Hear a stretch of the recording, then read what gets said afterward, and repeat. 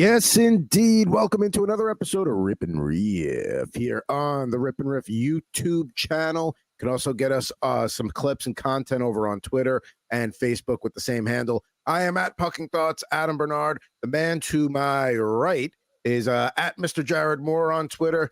Jared, we are season 2, episode 22. So twos are wild today. Deuces wild. Deuces Yes. never loses. The only exception being the time that they always lose.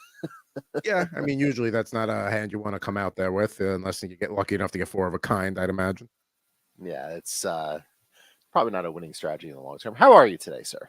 I'm doing good. Just got back from a little trip to see family with my daughter, so caught up from the jet lag on that, and ready for another week here as school starts soon for her, and football season right around the corner here, more importantly.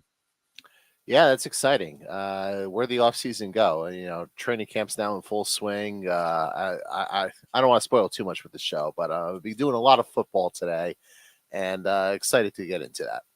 As much as I'm always like in dynasty football mode, like you do have a little bit of lull in the summer where it's like, okay, I don't really have to pay attention. No, now we're back to having to pay attention to everything that's going on with camps opening up there.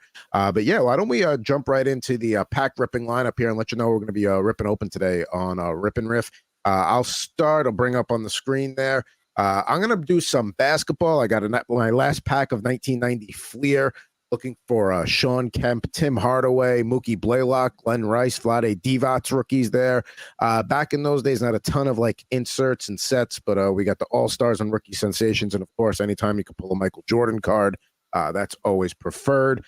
And then after that, I'm going to do a little hockey, 2002, 2003 tops total. Looking for rookies like Rick Nash, Jason Spezza, Henrik Zetterberg, and some of the inserts and parallels and all that good stuff, award winners, signatures, total production, and tops total.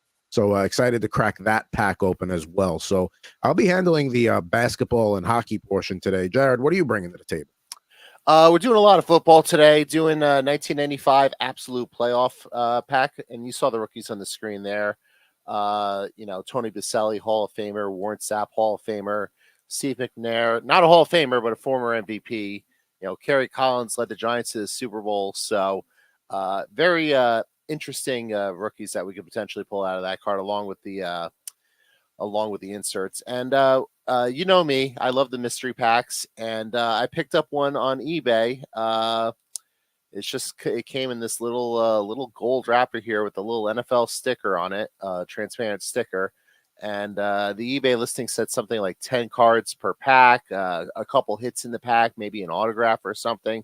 The ones that will be a hit will be in a sleeve. So, and they're all relatively modern, 2020 and later. So we'll definitely get some modern players out of this pack. I am happy that the mystery pack has returned. As you know, if you watch season 1 of Rip and Riff, we used to do mystery slabs and the occasional mystery pack. Happy that's back there. So we're going to get to that in a moment here. But it wouldn't be an episode of Rip and Riff without us getting something off our chest. So before we get ripping packs here, why don't we get to what we want to get off our chest today? It's time to kick things off on Rip and Riff with my Rip and Rant. Thanks, Dave.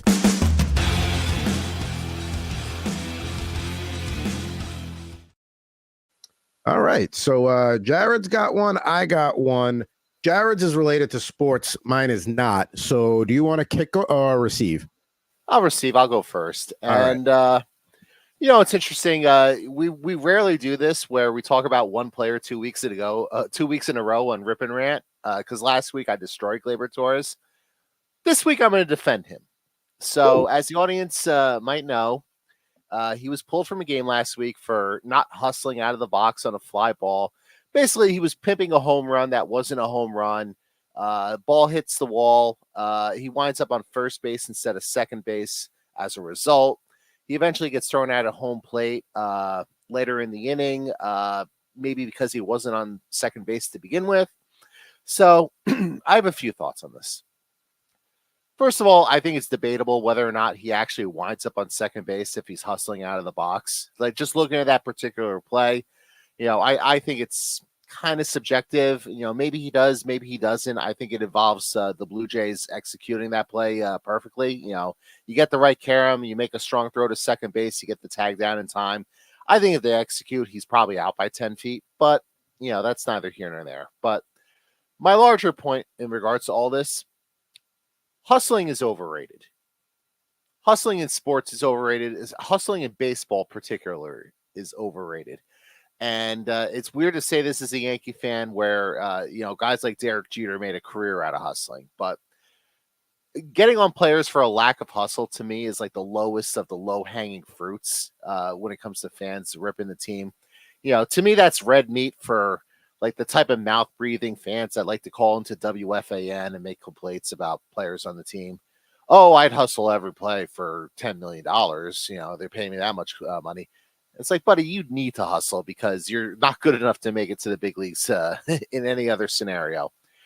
Look, I get Gleyber has a history of these sort of brain farts, and it's not like he doesn't deserve criticism for his play this year because it's certainly warranted. He's not having a very good walk into free agency year, and I doubt he's going to be on the Yankees next year in any capacity. But also, it's a long season. It's 162 games. Guys just aren't busting it out of the box on routine ground balls in game 110 if they don't have a shot of making it to first base and beating the play out. Like, it just is what it is. Like, guys are smart with their bodies.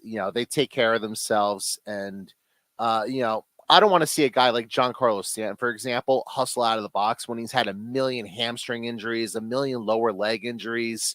Because, what good comes from that? Now the guy's on the IL for 6 weeks. You get a sub replacement level player in that spot. And he's just, he's not as good as the player he's replacing. And now the team's worse as a result because he was hustling. So great job there. Look, the optics stink. I get this wasn't that. This is him pimping a home run that didn't go over the wall. And it just doesn't look good. And it looks a little bit like selective enforcement.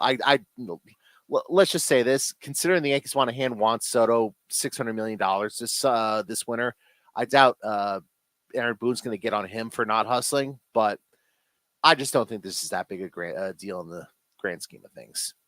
So I'll say a couple of things to that. I think because of Gleyber's history, that did not help, of course. But the average baseball player that's a starter gets between 450 and 650 at-bats in a season. I don't care how hard you go at your daily life, your tasks and stuff like that. When you're doing something 450 to 650 times a year, it is very tough to give your all every single time. And like you said, there are situations where it does make sense that, like, hey, that's going to be an out. I don't want to pull a hamstring on a third inning at bat that's going to be meaningless in the grand scheme of things. So I do get that. But, it's just bad optics because of, what Torres has got the season he's had right now. So, yeah, I think it's not that big of a deal, and it's kind of par for the course with him. Yeah, of course. Yeah, he's got a reputation for, I hate using the word lazy because especially when it comes to like Latin players, I feel like there's a negative racist connotation to it when people just lazily throw that word out there. So like, I don't want to say he's lazy. Like, you get to the big leagues, you've obviously worked your ass off your entire life to get to that point. And to stay at that level of player for, he's been in the big leagues for 6-7 years now. So I don't want to say he's lazy, but like I do think he obviously has these brain parts from time to time, and part of it is probably on the Yankees over the years for not getting on him when he was a rookie and allowing him to instill these bad habits. But it's not that big a deal. Like Homer Simpson said, never try. Now, on the heels of that, Gleyber Torres leaning into this whole thing because just like all these movies that get remakes nowadays, Slacker's getting remade, and it's going to feature the debut of Gleyber Torres. So please stay tuned for that when that comes out in theaters. I'll be looking forward to that. So how about that? I never saw Slackers. I would imagine it's like your typical teenage college sex comedy would be my guess. Yeah, something along those lines, like like of that era. Would you have like Road Trip, Euro Trip, like that kind of like vibe, like Van Wilder, like those type of movies? Yeah. So yeah, I mean, listen, again, it's not. I think sometimes, like you said, the mouth breathers just get a little too worked up. Even if you're right in theory, you should be out there hustling and trying. Like, listen, again, 450 to 650 times a year. If you had to do something like that, I doubt you're giving it your 120% on all of them. You know what I mean? Unless you're me with this show. Of course, no. The show is the exception to that rule. Now, Jared takes it on the field. I'm taking it off the field, and it's time this industry gets called out. And I've had it. All right. Oh, I like this. Call people out on their bullshit. Let's fucking go. Let's go. All right. So, as you can see here, these are my car keys, right? This is one of the, we have 2 cars, my wife and I, and this is for our Nissan Pathfinder. Now, what do you see missing on here? What's missing? Your house key. No, I mean, I keep my house keys and car keys separate because my theory is if I get locked out of my house, I could sleep in my car. And if I get locked out of my car, I at least can take a cab and go home. So I keep them separate. But there's no keychain on here. Now there used to be a keychain. There used to be a keychain on here. This lovely little Rangers I don't need like a million keychains like I'm a custodian, but this is falling off. And I've noticed a trend over the last few years, with keychains is that they don't make them like they used to. You spend seriously, because they fall off. Like I bought this keychain has not even been on the keys for a year and it's already fallen off. They're decreasing their quality and production. It's just metal. You pay sometimes $12, $15 for these things. Doesn't matter if you're buying it off of somebody off Etsy or you're picking up a souvenir at a hockey game or a baseball game. They just don't make them like they used to. And I am tired of buying new keychains all the damn time. I love that you went here for a variety of reasons. For one, I was out on keychains about a decade ago for the same reason. So wow. I'm 100% aligned with you on this particular issue. But yeah, that's just the way of the world now. It's just like every product that you buy is just crappier and crappier quality. You get that when you go to the supermarket and the box of cereal you buy is only half full. You get that when you go to buy a car and there's an issue after 5,000 miles because of course there's an issue after only 5,000 miles, but thank God it's still under warranty. Yeah, it's just the way the world is now. It's just cheaper. People are trying to maximize their profit margins, and one of the ways they do that is by using cheaper quality parts and cheaper quality labor. And the saying is, you get what you pay for. Yeah, and it's proof in the pudding. I used to, when I was younger, I had a Chevrolet Camaro, and I kept the set of keys as like a sentimental thing. All of those keychains still are on there. So those are keychains that were made in the 90s, and they're still holding up, no problem. I put this in my bag to go on a plane, and I use the appropriate hook in the bag and everything, and I come home. Where's my Ranger keychain? Oh, it's at the bottom of the bag because it fell off. That's really funny. Now here's my keys. Nice and simple. You got the fob, you got the house key, and a couple other minor keys on here. Nothing, not a whole lot of clutter, but yeah, no keychain. And the little Sirius XM lanyard. I'm gonna have to retire this at some point because A, it's filthy. I was gonna say that doesn't look as white as it should be. And B, I don't work there anymore. So yeah, I'm gonna take that off there right now as we're having this conversation and throw this in the trash. But yeah, it's just kind of sad that that's the way the world is now with products that you don't know what you don't know what you're paying for, unfortunately. If it breaks down sooner, you have to buy a replacement sooner, so more money. That's how it works. And big keychain, we've noticed we're coming for you here on Rip N Riff, all right? So yeah, we're not letting this slide. No, we're not. Come at me, bro. Rip at Pucking Thoughts. I want to hear from the keychain, and I don't even know what the keychain company would be, but come on, give us the truth. If it's like anything else sports related, it's Fanatics, which means it's probably poorly made. If the jingle palette was working, that would have been an appropriate rim shot there, but it is not working. So there we go. But yes, Jared Harold's Glaber Torres is slacking. He's come around after a week, and we're whistleblowing the cheaply made keychains in this country nowadays. We cover it all here on Rip N Riff. That we do. Nobody can say that we don't cover the important topics that people are talking about. These are the it's not like there's nothing else going on in the world today. No. This is what's going to be trending on Twitter. Don't worry. Soon enough. So there you go. There's our Rip and Rant for the week. Football season, as we mentioned earlier, right around the corner. Jared's got a couple of football packs today, so I say we kick off with you, my friend. All right, very nice. Now I'll give you the option. Do you want the mystery pack first, or do you want the absolute one first? Let's go absolute. Let's start off with a pack where we know what we're getting, and then we'll get into the mystery. We'll go chronologically because you said that mystery pack is like 2020 and younger. So yep. So first thing I'm noticing right out of the pack, and if you don't mind, if you could bring up the East Coast camp for me, that'd be greatly appreciated. Unfortunately, all these cards are sticking together, which I guess is just the byproduct of, we're opening packs of cards from 30 years ago at this point, 29 years ago. This is 1995, so a little breaking to be expected on those glossy cards. A little bit, yes. I love the look of these cards. I wish the corner wasn't dinked on the first one here, but we started off with Drew Bledsoe, the great Patriots quarterback. That was when the Patriots transitioned out of their old, Patriot Pat red looks that we all love, and that was the beginning of what they look like now. But there he is, top overall pick, Drew Bledsoe. Yeah, and I love that the look of those jerseys. I love everything about that.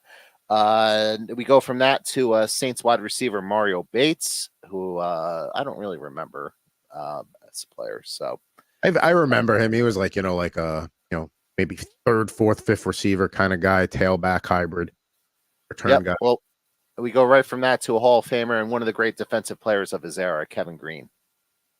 May he rest in peace, Kevin Green. The late great Kevin. The Rams, the Steelers, the Panthers. He coached, defenses or linebackers, I believe, on a few teams. Just, that was a guy, just a very likable guy when you talk to his teammates. Like, that's what you want to have on your defense, is a guy that plays like Kevin Green.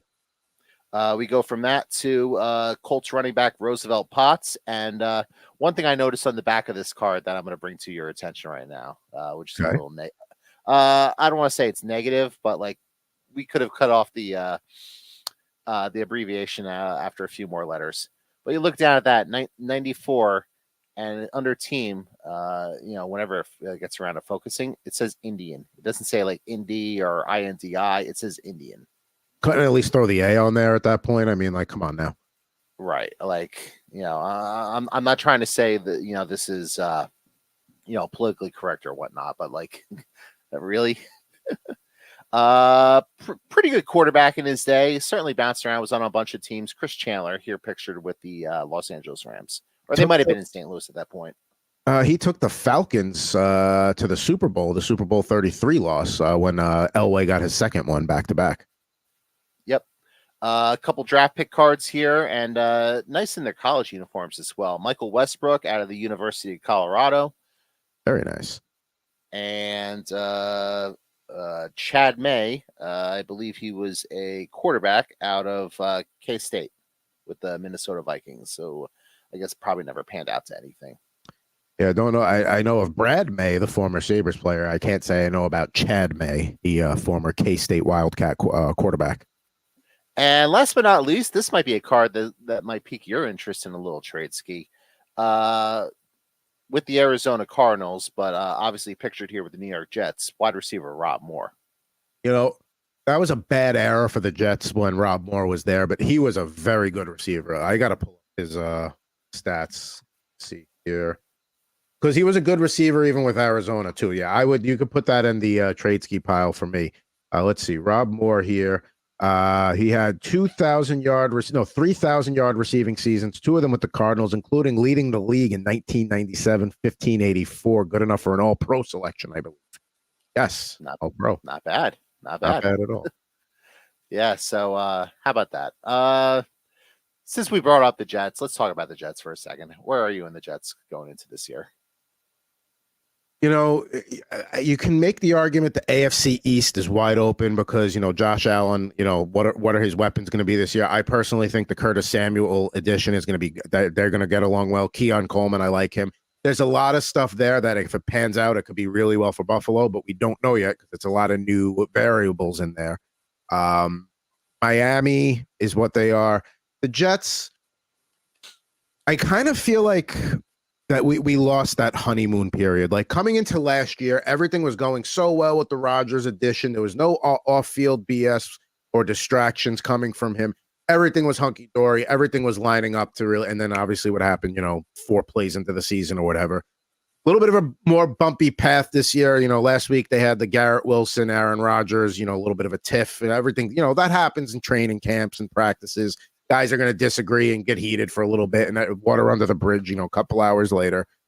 I think they could be, I don't know if they can win the division, but I think they're in the mix, but I really think that they can be a wild card, this team this year.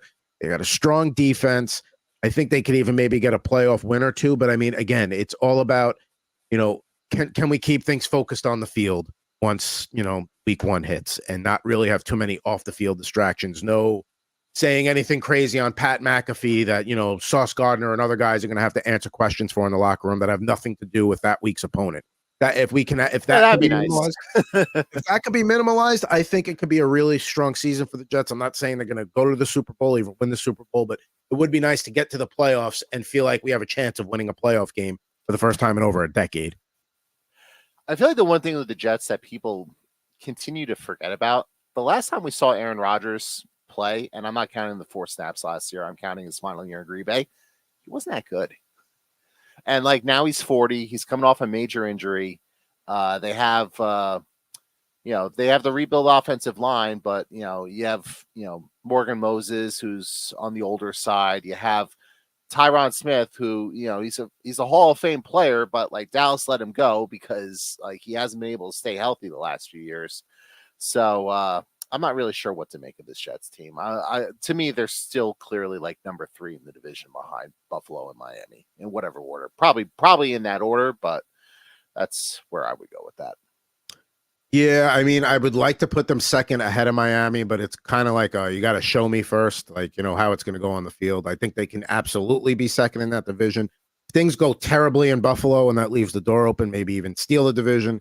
But yeah, again, let's see what it looks like. We never really got a chance to see what Rodgers looked like last year. Heck, Breece Hall got hurt last year too, so we so we didn't really see what that dynamic looks like. They had Braylon Allen in, so we'll see what I'm hopeful for a playoff spot this year and some competitive football games. All right, I'm going to bring up the East Coast Cam. We're going to get right back into the mystery pack now because finally got that open. And since we just talked about Aaron Rodgers, I'm not going to spend a lot of time on him, but let's start out.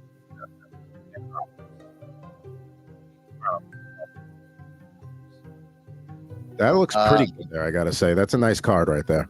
Yeah, these are sharp cards. I also like this card, the Donruss Optic, and we get that here with Russell Wilson, who is in a new spot with the Pittsburgh Steelers. That's going to be one of the more interesting quarterback, just one of the most interesting camp battles in the league in general this year is who's going to be the Steelers starting quarterback between Russell Wilson and Justin Fields. I think if it's a transitional situation, it's easier to go from the vet to the young guy. So but if you're that confident in Justin Fields and he has a good enough, preseason, then I think you have to go with him out of the gate. But if it's close, then I think you have to start with Russell Wilson and then maybe transition if Russ is having a rough time. Yep. So we go right from that to a rated rookie card here, Cedric Tillman with the Cleveland Browns. A little bit higher hopes for him last year. Yeah, I mean, we'll see. We'll see what they wind up doing. Perhaps he has a breakout year in year 2, or perhaps the Browns trade for Brandon Ayuk and just buries him even deeper on the depth chart. So there's a lot of factors here at play. And the addition of Jerry Jeudy did not help his cause either. So, yep, we get a. That's right. I forgot they got Jerry Jeudy. Speaking of his former team, we got Marvin Mims rookie card here. Picture with the Oklahoma Sooners. Nice pinnacle card there. So that's cool to see. It's going to be interesting to see how they use Mims. I know Cortland Sutton's still there. They haven't declared a starter yet, but based on Bo Nix's competition, it looks like he may start week 1. Let's see how preseason goes. Yep, and for what it's worth, Jarrett Stidham is listed as the unofficial number 1 quarterback on the depth chart for the Broncos. That news just came out yesterday. Kareem Hunt with the Cleveland Browns. Definitely on the back 9 of his career. Wasn't very good last year when he was signed late to replace Nick Chubb, who tore every ligament in his knee. So I don't know if this might be it for Kareem Hunt. I'm not gonna say that's the last card for him because I'm not sure what year this is, but might be just about the end of the line for him. Let me throw this out at you. Who has a better season this year, Kareem Hunt or Cam Akers in Houston? Cam Akers has a clear. Does he have a clear path? I mean, they traded for Joe Mixon. But I've never been a big Joe Mixon guy, and then every year I look up, he has his 1,100 yards and his 7 touchdowns, and like he's just fine. He puts up a typical Joe Mixon year. I'll probably say Akers only because I think he'll be in the league, and I'm not sure that Kareem Hunt's going to be. Yeah, so it's kind of a little bit of a cop out answer, but that's sort of how I look at it. I mean, you look at the Texans depth chart, obviously Mixon's going to be the #1 tailback there. Damian Pierce, too. And then there's a whole, Dare Ogunbowale is listed as the 3rd, but you got Cam Akers in the mix, J.J. Taylor, and then a couple of rookies, Jawar Jordan, and then British Brooks, which sounds like a button-down shirt company.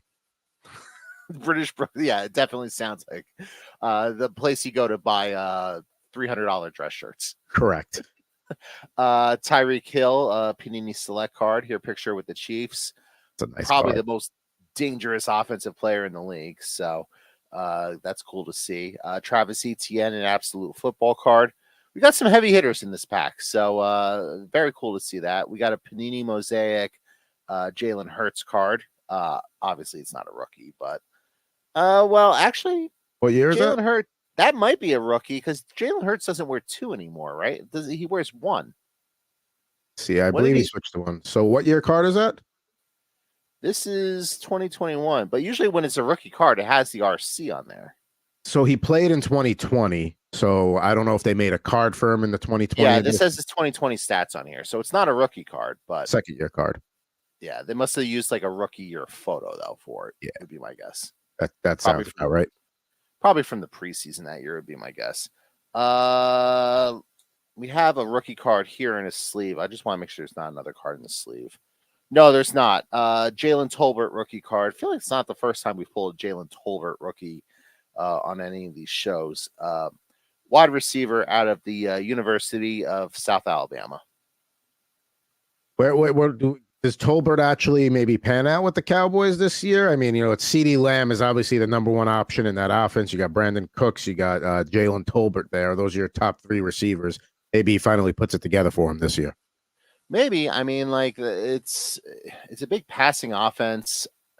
I don't like what they did with the running back position, bringing back Zeke, and I know that Tony Pollard wasn't very good last year, but I feel like they're going to struggle to run the ball. I'm not a huge Jake Ferguson guy at tight end, so like in theory, he should have an opportunity. Plus CeeDee Lamb's holding out right now, which is a whole other thing. Like I would imagine he'll be there for week 1, but like until he's there, he's not there. So kind of is what it is.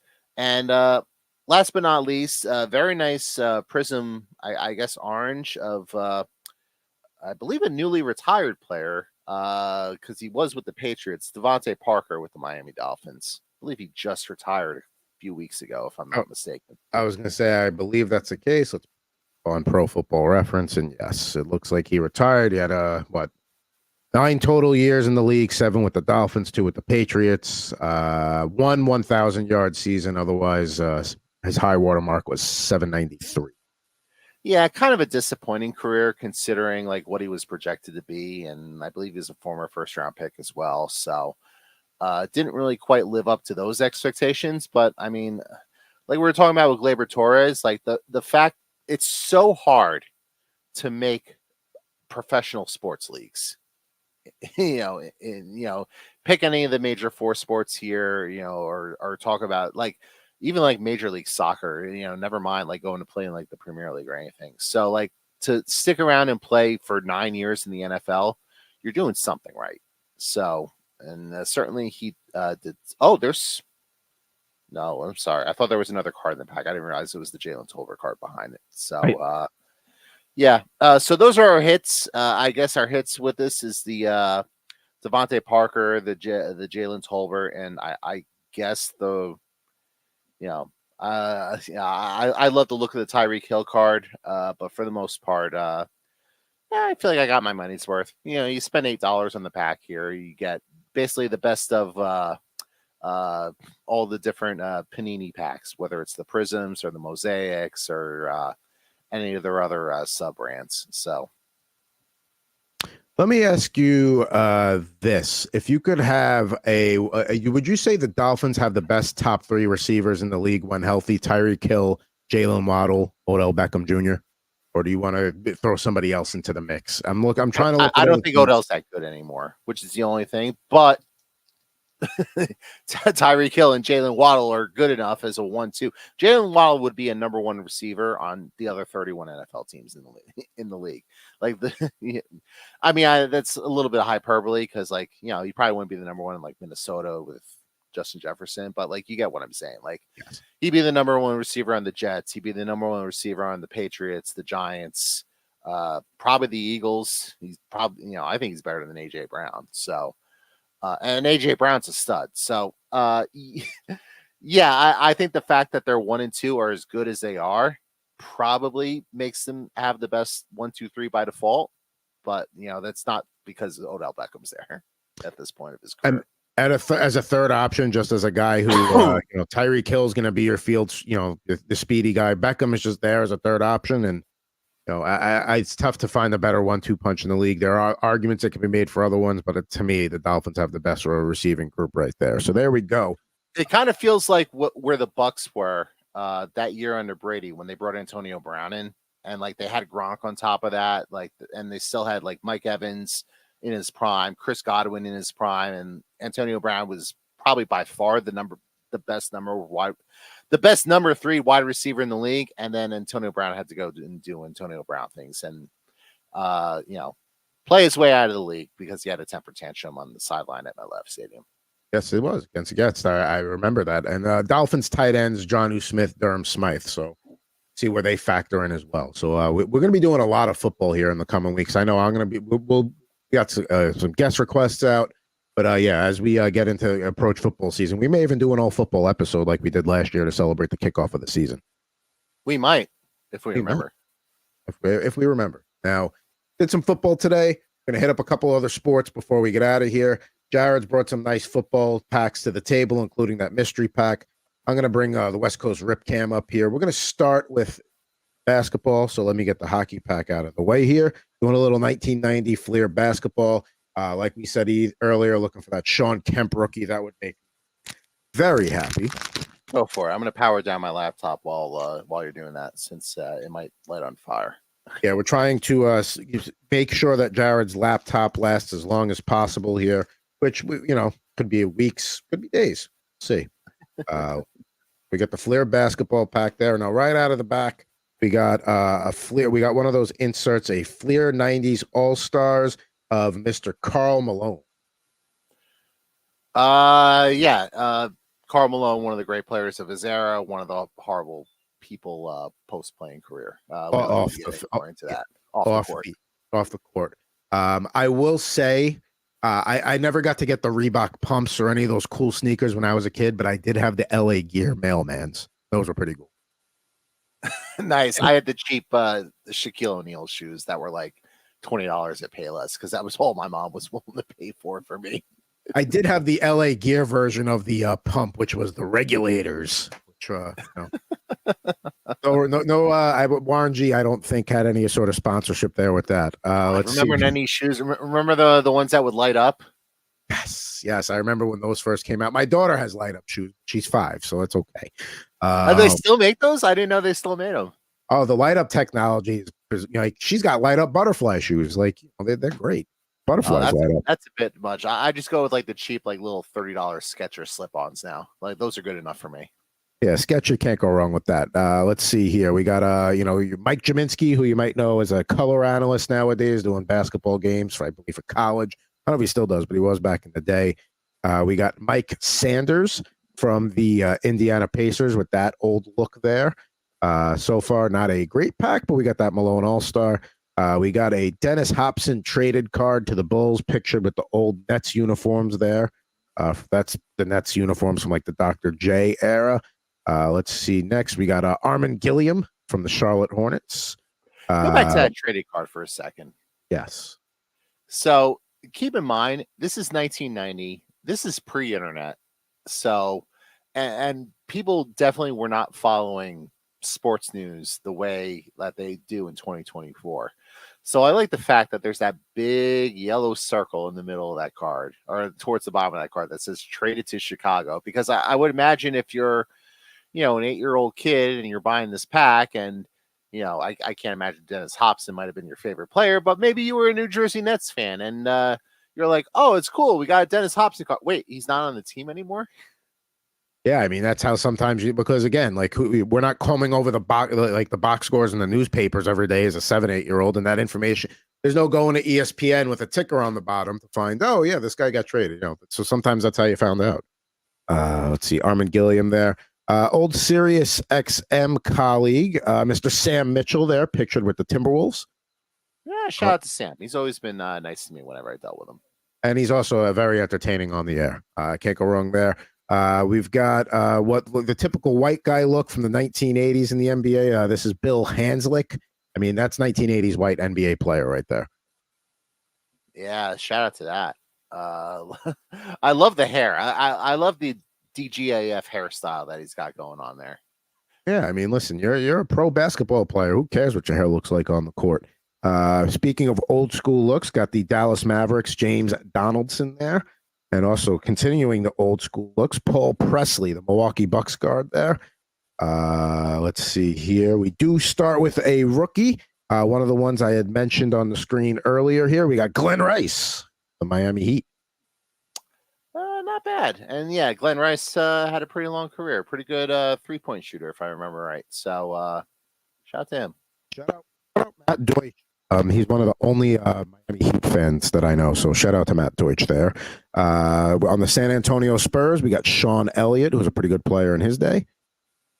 And, yeah, hopefully he's doing well. I think I saw in the news like a month ago he's dealing with some health issues, so hopefully he's doing well. Wasn't he diabetic? I believe he was like known for being like a diabetic NBA player. I don't remember. Let's see here. Maybe I'm mixing him up with somebody else, but nonetheless, pretty good career there. A few more cards to go here. We got Jerome Kersey, the Portland Trailblazers. A couple of inserts here. We start with, and I wish the Kings would wear this jersey. I'll look a little bit more. The old baby blues there. We got league leader in minutes played, Rodney McRae. Oh, yeah, that's a gorgeous jersey. They should be wearing that all the time. I mean, I like the purple and the gray and the black. It's sleek, it's sharp, the lion, light the beam, all that good stuff. But that's peak Kings look right there. Then we got Steve Kerr, current Warriors coach, Team USA coach, league leader in 3-point accuracy.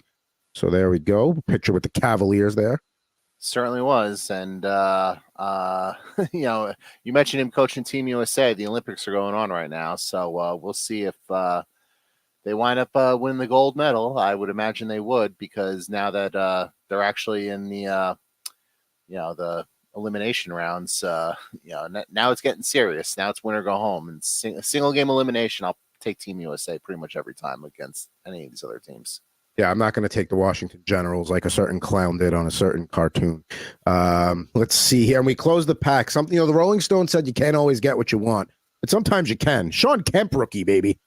Oh, there you go. One of maybe your all-time favorite NBA player for a variety of reasons. And and you finally pulled a Sean Kemp rookie card. So credit to you, man. This is going right in the sleeve here. This pack was worth it here. I bought a couple of these off of eBay. This was the last one, and we close out strong there. Very happy to get the Sean Kemp rookie. We already know what one of my nominations is going to be for Pull of the Day. So. I think we already know who won Pull of the Day. We probably don't have to waste time on that. But we can get to the hockey cards. You never know. Got one pack to go here. We do have the hockey cards. Let's take a look at the rookies we could get there. Rick Nash, Jason Spezza, Henrik Zetterberg, and those other inserts as well. So let's get ripping.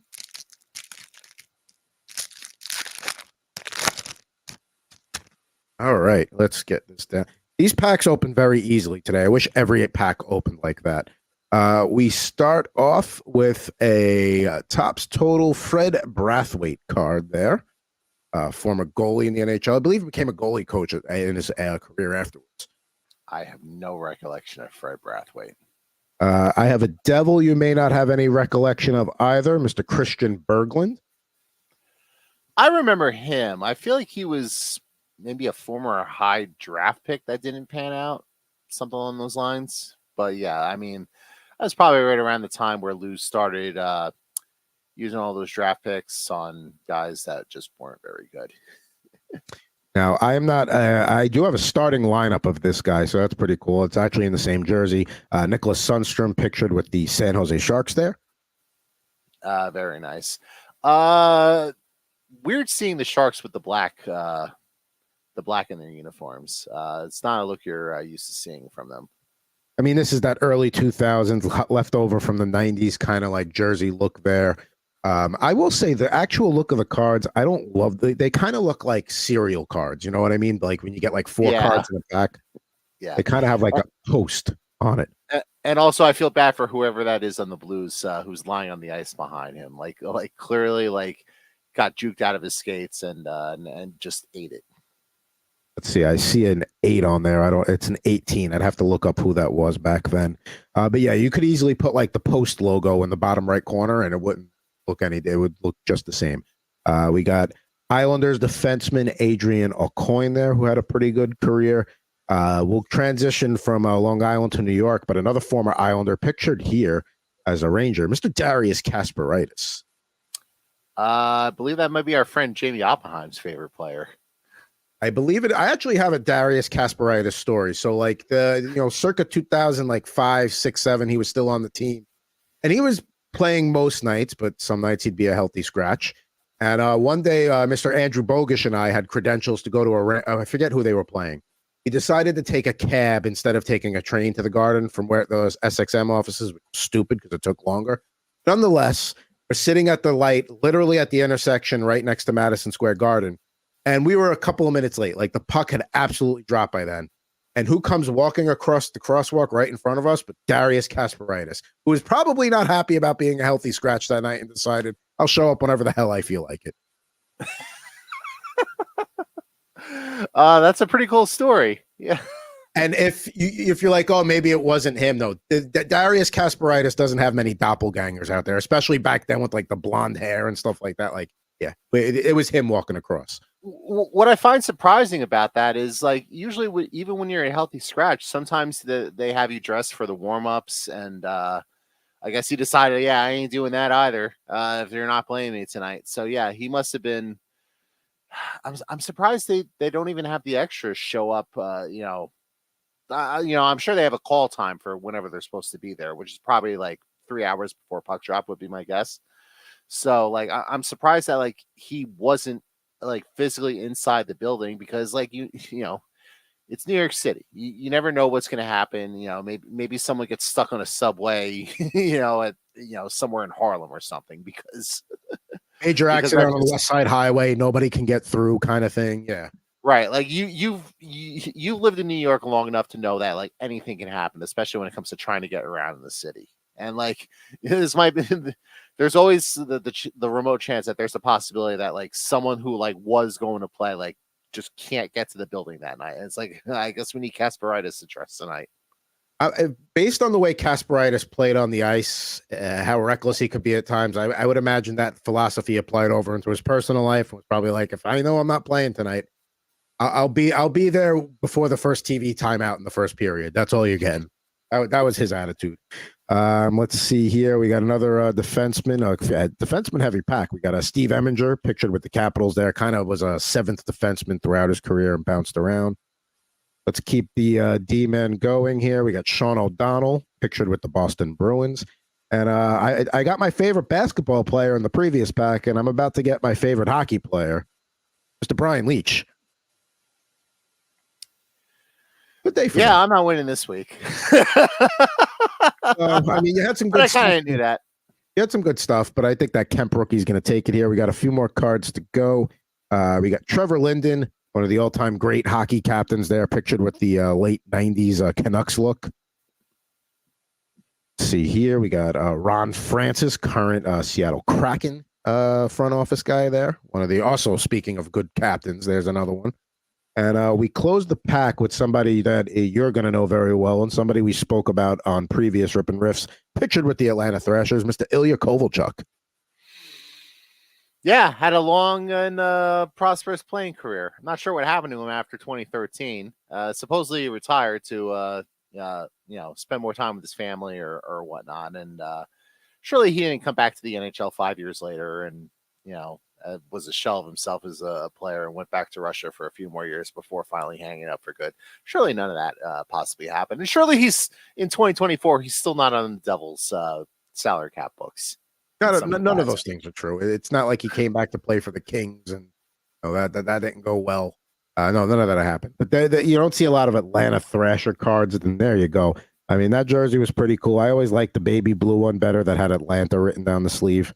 And I guess he didn't care about such things, but it is kind of a bummer with him being like one of the great scoring wingers of his era that like he up and left to go to Russia because probably cost him the Hockey Hall of Fame doing so.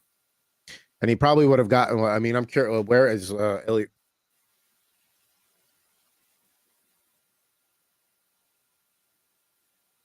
Check. Sorry about that. That's right. It happens. Let's see here.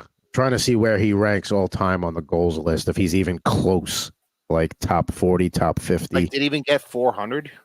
I think he got 400 at least. Let's see, Ilya Kovalchuk. He's not in the top 50 as far as I can see, according to NHL records. Career-wise, he finished with 328. No, I'm sorry, 443 for his career. 328. 443. And how many points total? 876. It's probably short.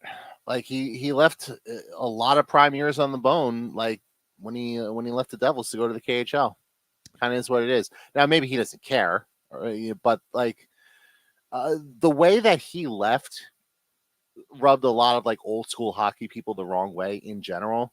And like, there's that famous Jeremy Roenick quote, go take all the money that you stole and go back to Russia. Again, I'm writing my analysis. It was a classic hockey meme tweet from good old JR there, who is going to the Hall of Fame this year. So congrats to him.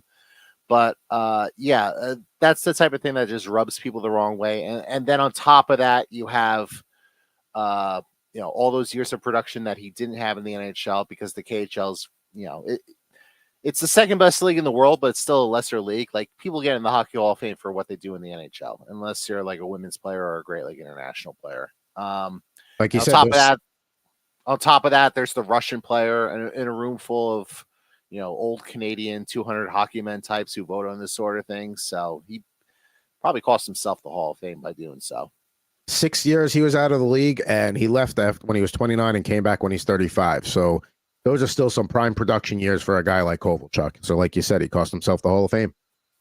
So there we go. To feel bad for him in that respect. But hey, he's got his money, so good for him. Good for him. He I'm sure he's not hurting too much. So we normally at this point would do who had the better pull today, but I think we've already established that it's going to be that guy right there. Yeah, I can't compete that. I can't compete with that. That's like Mo Sislak with when you compare him to dirt. You can't compare him to the store bought dirt that has all the nutrients. Can't compete with that. Oh, the store bought stuff is the good stuff. But yeah, I mean it's great. I mean Sean Kemp, the Rain Man, he was known for his dunking. I mean that's like as good a rookie card as you're going to find right there. So. I'm 2 weeks in a row. I think I win pull of the week. Yeah. Congratulations to you, sir. Got a streak going again. It's a winning streak. Has happened before. So there we go. Now it is time to get to the starting lineup, figure 5 to wrap things up before we go. But what sport are we going to do today? Let's find out.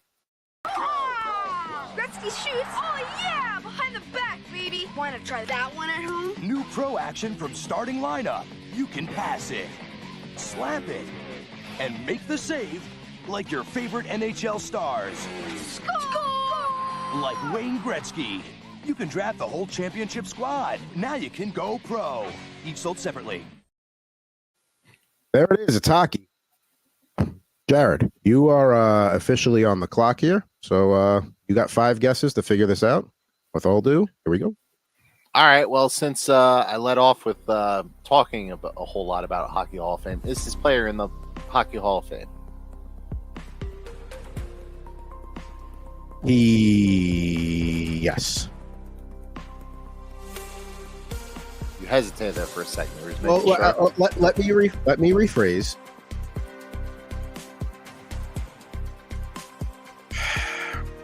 He hasn't stopped playing. Well, now I feel like I know who it is. Is it Jaromir Jagr? I mean, that's the thing. Like, it's a tough question to answer because, like, he's not technically, but like, yeah. I mean, well, that was the shortest one of all time, right? Because if I say he's not in the Hall of Fame, like, you're never gonna go to him. You know what I mean?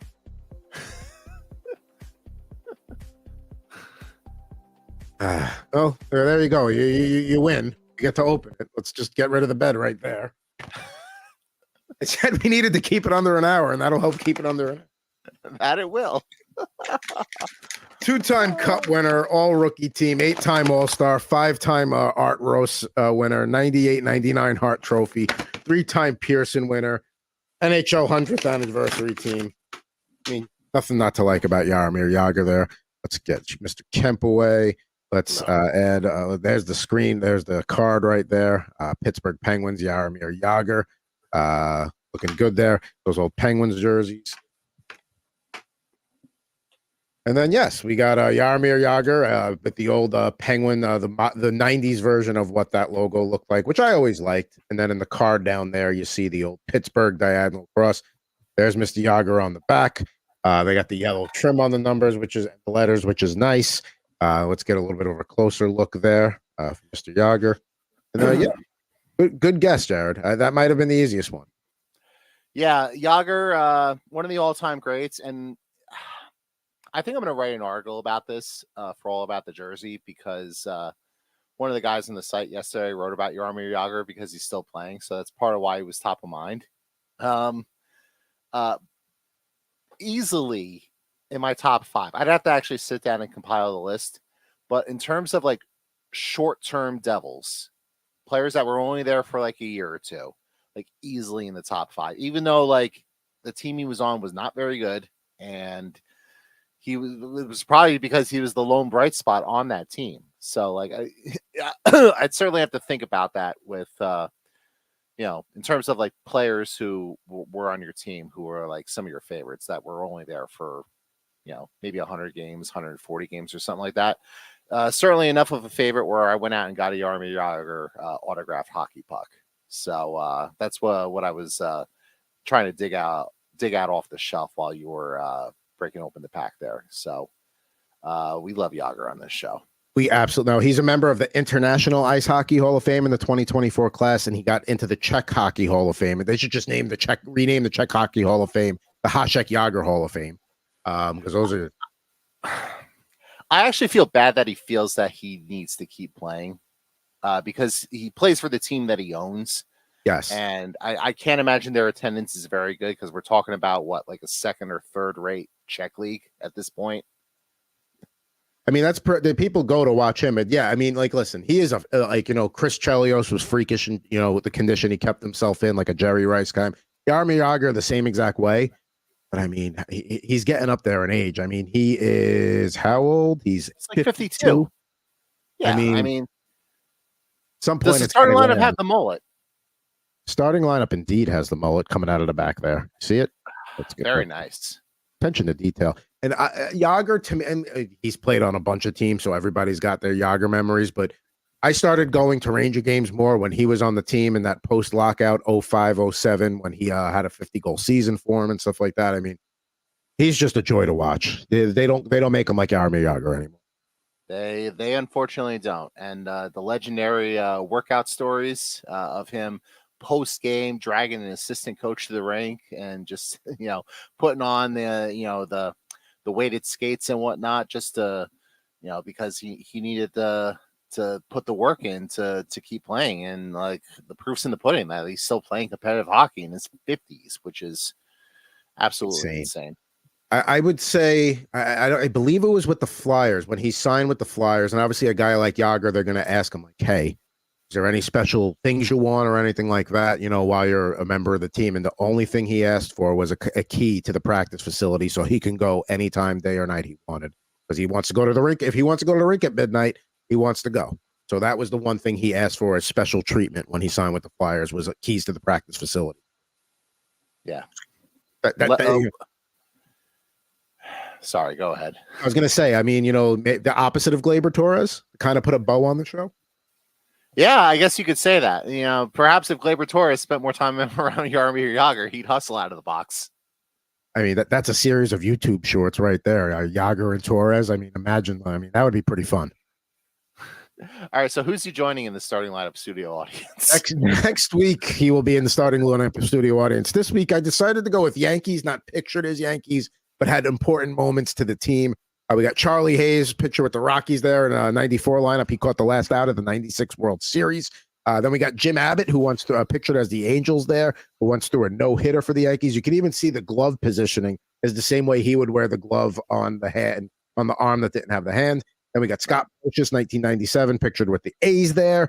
Of course, 98 World Series MVP. And then, of course, Derek Jeter as a Columbus Clipper there as part of his 1999 classic doubles. And, Jaromir Jagr will be in next week. I'm going to ask a horrible question right now. Okay. The Jim Abbott starting lineup, is the glove removable? And if it is, does he have a stub? No, it is not removable, Jared. But to answer your question, they kind of fused them together. So we could just zoom. Let me get him out of the screen here. You can kind of see it there. Oh, so he kind of has a stub for the. That's a better angle of it if I can get it on the screen a little bit there. Yeah, I can kind of see it there. They kind of like merged them into one. I mean, the attention to detail is great, and now I'm going to hell for asking the question and poking fun of the fact that he only has one hand. I mean, especially for a 1990 lineup, that was like one of the first few years of them. So good detail there. Now, of course, we're going to be back with you next week here on another episode of Rip and Riff, Rip and Packs, talking football, hockey, whatever happens to come up. Please give us a like, a rate, a comment, a subscribe, a follow, YouTube, Twitter, Facebook, wherever you can. If you like the content, let us know. If you don't like the content, let us know. If we suck, we want to hear about it. We want to hear why we suck. Now, also, Total Hockey I can Now. think of a few reasons why we suck. Got Total Hockey Now, all new episode, plus plenty of fantasy and NHL futures content there.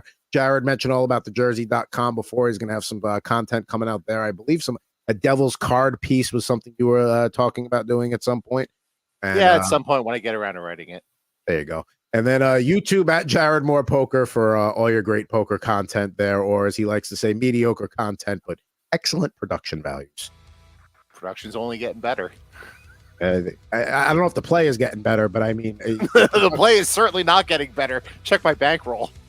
A couple of rough weekends for Mr. Jared Moore. I'm at Pucking Thoughts. Be back with you next Wednesday with a brand new episode of Rip and Riff here on the Rip and Riff YouTube channel. Thanks for tuning in.